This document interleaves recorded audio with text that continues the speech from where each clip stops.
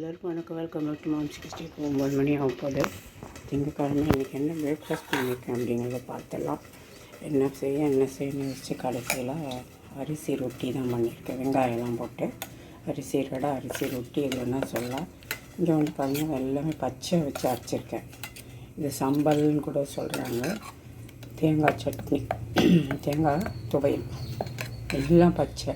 அதாவது வந்து தேங்காய் ஒரு பிடி, ஒரு பச்சை மிளகா ஒன்று, வெங்காயம் கொஞ்சம், புளி கொஞ்சம், கொத்தமல்லி, கருவேப்பிலை கொஞ்சம், இது எல்லாத்தையுமே சேர்த்து பச்சையாக வச்சு அரைச்சிருக்கேன். அவ்வளோ டேஸ்ட்டாக இருக்கும். சாப்பாட்டு கூட சாப்பிட்லாம்.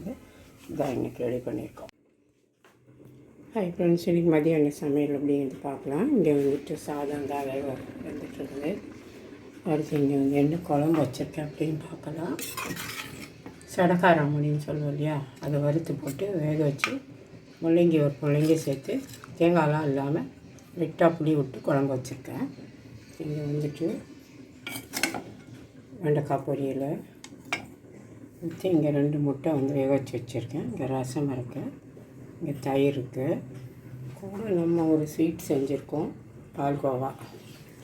ஒரு ரெசிபி போட்டிருப்பேன், பால்கோவா ரெசிபி இன்ஸ்டண்ட்டாக செய்கிற மாதிரி. இதுக்கு வந்து கிட்டத்தட்ட எனக்கு 1 மணி நேரம் ஆச்சு. 2 பேக்கெட் பால், அதாவது 1 லிட்டர், 1/2 லிட்டரில் 1 லிட்டர் பால் வந்து இன்றைக்கி இன்ஸ்டண்ட்டாக இல்லாமல் 1 ஹவர் வச்சு திரிக்காமல் பண்ணியிருக்கேன். இந்த பால்கோவா வந்து இன்னுமே ரொம்ப டேஸ்ட்டாக இருக்கும். 1 லிட்டர் பாலுக்கு இவ்வளோ பால்கோவா வந்திருக்கு. நீங்களும் அது ட்ரை பண்ணுங்கள்.